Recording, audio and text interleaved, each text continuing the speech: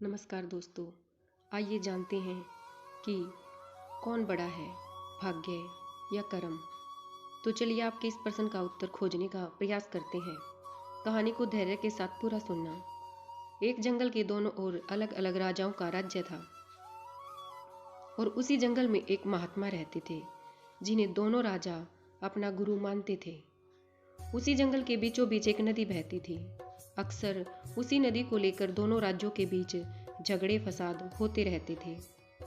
एक बार तो बात बिगड़ते बिगड़ते युद्ध तक आ पहुंची।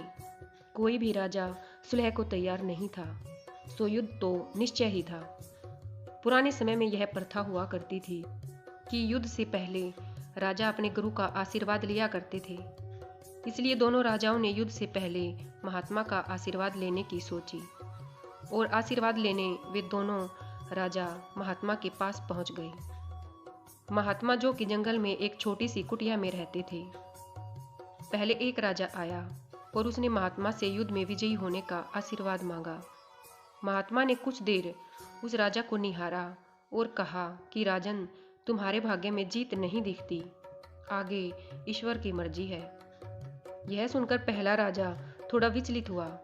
फिर उसने सोचा कि यदि हारना ही है तो पूरी ताकत से लड़ेंगे, परंतु यूं ही बिना लड़े हार नहीं मानेंगे, और अगर हार भी गए तो हार को भी औरों के लिए उदाहरण बना देंगे, परंतु आसानी से हार नहीं मानेंगे। यह निश्चय कर वह वहां से चला गया। दूसरा राजा भी जीत का आशीर्वाद लेने महात्मा के पास आया। उनके पैर छुए और विजयश्री का आशीर्वाद मांगा। महात्मा ने उसे भी कुछ देर निहारा और कहा कि बेटा, भाग्य तो तुम्हारे साथ ही है, अर्थात युद्ध में तुम्हारी विजय निश्चित है। यह सुनकर राजा तो खुशी से भर गया और वापस जाकर निश्चिंत हो गया, क्योंकि उसे लगा जब मेरा भाग्य मेरे साथ है तो मुझे कौन हरा सकता है।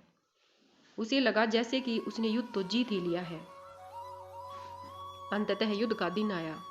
दोनों सेना एक दूसरे के आमने सामने थे और युद्ध का बिगुल बज गया। युद्ध प्रारंभ हो चुका था। एक तरफ की सेना यह सोचकर लड़ रही थी कि चाहे किस्मत में हार हो, पर हम हार नहीं मानेंगे। हम अपनी सर्वश्रेष्ठ कोशिश करेंगे, अपना सर्वस्व झोंक देंगे।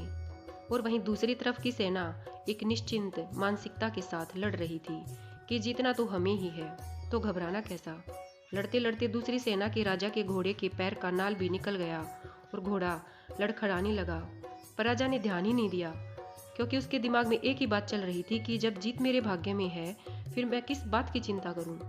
कुछ ही क्षण बाद दूसरे राजा का घोड़ा लड़खड़ा कर गिर गया, जिससे राजा भी जमीन पे गिर पड़ा और घायल हो गया और वह दुश्मनों के बीच घिर गया। पहले राजा के सैनिकों ने उसे बंधक बना लिया एवं उसे अपने राजा को सौंप दिया।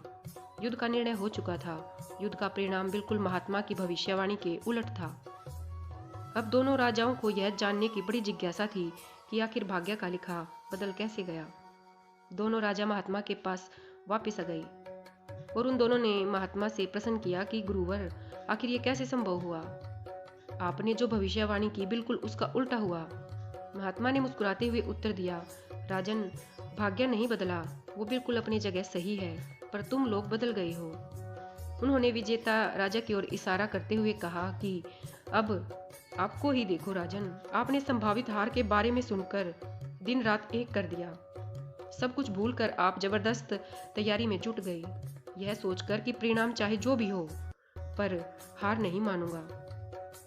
खुद हर बात का ख्याल रखा, खुद ही हर रणनीति बनाई, जबकि पहले आपकी योजना सेनापति के भरोसे युद्ध लड़ने की थी। अब महात्मा ने पराजित राजा की ओर इशारा करते हुए कहा कि राजन, आपने तो युद्ध से पहले ही जीत का जश्न मनाना शुरू कर दिया था। आपने तो अपने घोड़े की नाल तक का ख्याल नहीं रखा। फिर आप इतनी बड़ी सेना को कैसे संभालते और कैसे उनको कुशल नेतृत्व देते? और हुआ वही जो होना लिखा था। भाग्य नहीं बदला, पर जिनके भाग्य में जो लिखा था उन्होंने ही अपना व्यक्तित्व बदल दिया। फिर बेचारा भाग्य क्या करता? दोनों भाग्य उस लोहे की तरह वही खिंचा चला जाता है जहाँ कर्म का चुंबक हो। हम भाग्य के अधीन हैं, हम तो स्वयं भाग्य के निर्माता हैं। यह सत्य है कि भाग्य भी उन लोगों का साथ देता है जो कर्म करते हैं। किसी खुरदरे पत्थर को चिकना बनाने के लिए हमें उसे रोज घिसना पड़ेगा। ऐसा ही जिंदगी में समझें।